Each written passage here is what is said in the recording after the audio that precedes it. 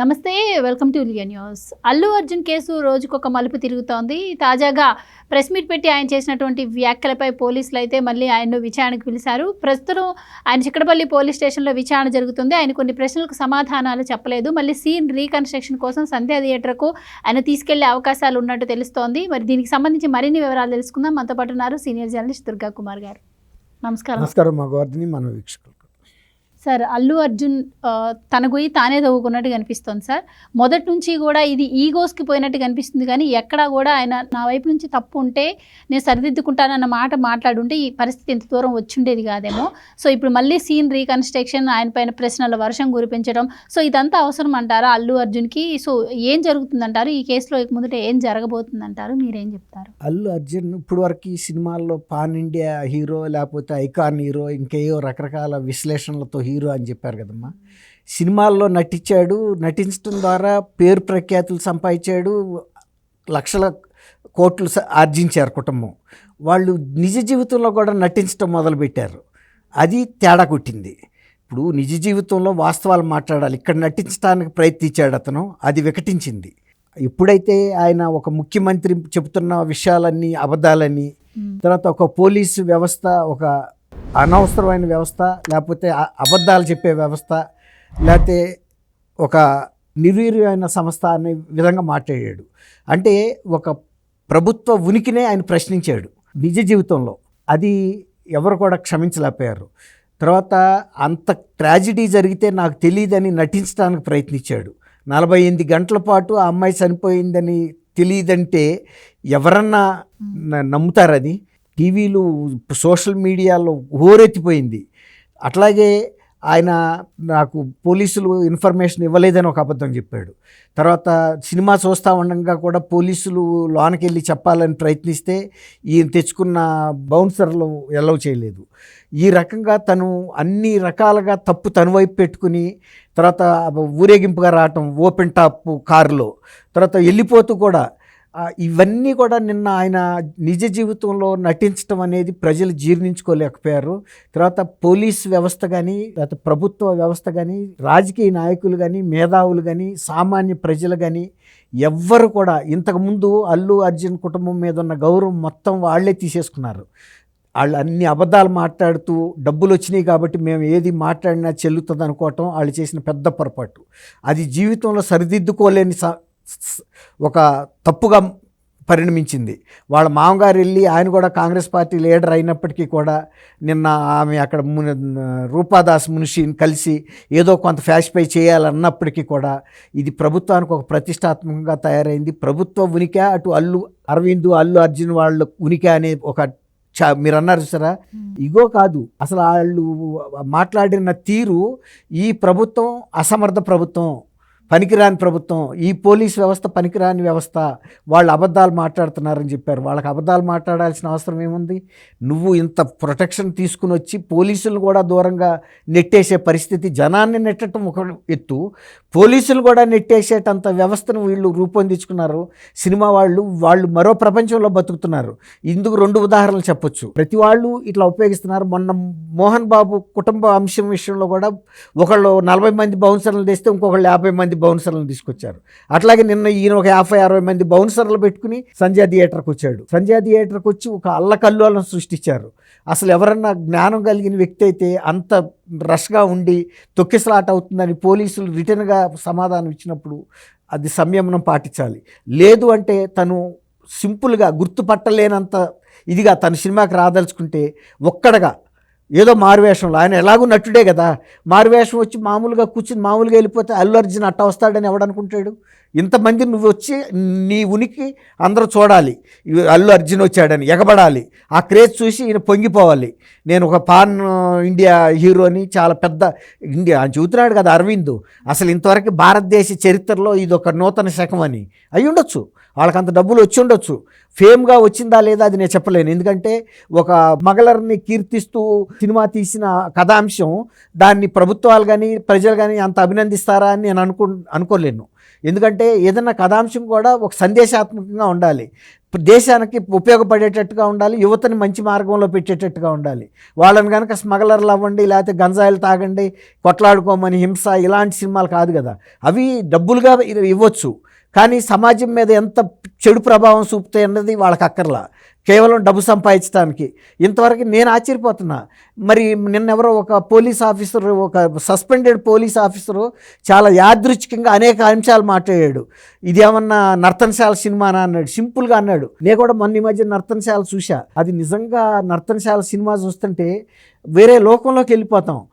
అట్లాంటి ఒక వీటి మీద తీయాలి, పురాణ ప్రాముఖ్యత ఉన్న అంశాల మీద తీస్తే ఒక మెసేజ్ వెళ్తుంది ప్రజల్లోకి. అట్లా కాకుండా ఈ సినిమా డబ్బులు ఇచ్చింది కాబట్టి అంత గొప్ప సినిమా అని, కొన్ని డబ్బులు ఇచ్చిన ప్రేక్షకులకి మీరేమన్నా వాస్తవాలు చెబుతున్నారు. ఆయన చెప్పింది అక్కడ జరిగిన మాట చెప్పాలి, వాళ్ళే చెప్పారు ఆ మాట. మేము లాయర్లు ఏదైతే చెప్పారో ఆ విషయాలు మీతో చెబుతున్నామని చెప్పాడు.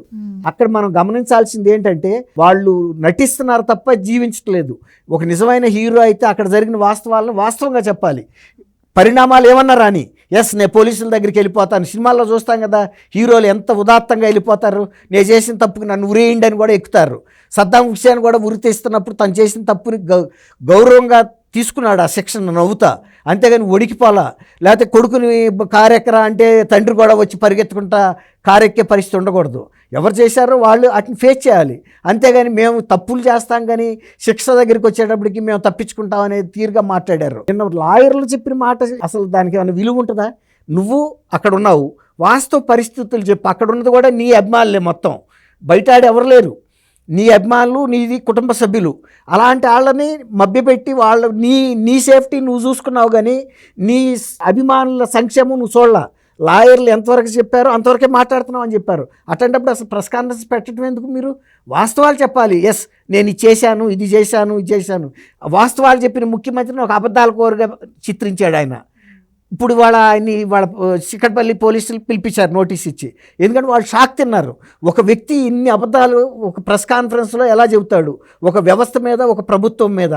తర్వాత లాయర్లు చెప్పిన మాటలు చెప్పాడు, కానీ ఇతను వాస్తవాలు చెప్పలేదు కాబట్టి మళ్ళీ రికార్డు చేయించడానికి పిలిపించారు. అదంతా వీడియో తీస్తారు. అదే కాకుండా సంజయ్ థియేటర్ దగ్గరికి తీసుకెళ్ళి ఈయన ముందు డీసీపీ ఆకాంక్ష యాదవ్ నడుస్తా ఆ మెట్లు పైకెక్కి వస్తున్నాడు కదా అక్కడ సర్కిల్లో, డ్రెస్ సర్కిల్లో నుంచి.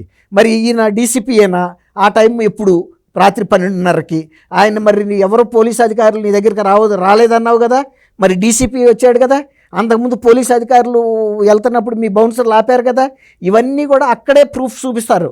తీసుకెళ్ళి స్పాట్లో ఇదిగో ఈ బోర్డు ఇది కరెక్టేనా, అది కరెక్టే, ఈ మెట్లు, ఇవన్నీ కూడా అక్కడ సిచ్యువేషన్ని రీకన్స్ట్రక్ట్ చేసి వాటన్నిటిని వీడియో తీసి రేపు కోర్టు ముందు పెట్టి, తర్వాత ఇంకోటి ఏంటంటే అంతకుముందు ఈయనకి ఇచ్చింది కండిషనల్ బెయిలే, అంతే తప్ప అది పూర్తి ఇంటీరియం బెయిల్ అంటారు, తాత్కాలిక బెయిల్. తాత్కాలిక బెయిల్లో ఏం చెప్పారంటే దర్యాప్తుని ప్రభావితం చేసే విధంగా నువ్వు ప్రవర్తించకూడదు అన్నారు. అంటే నువ్వు సైలెంట్గా ఉండాలి. కానీ పూర్తిగా ప్రభావితం చేసే విధంగా నువ్వు ప్రెస్ కాన్ఫరెన్స్ కూడా పెట్టావు. ప్రెస్ కాన్ఫరెన్స్ పెట్టి నింద వాళ్ళ మీద వేస్తున్నావు, నీదేది తప్పు లేదని చెబుతున్నావు. అది ఒక హీరో చేయాల్సిన పనేనా?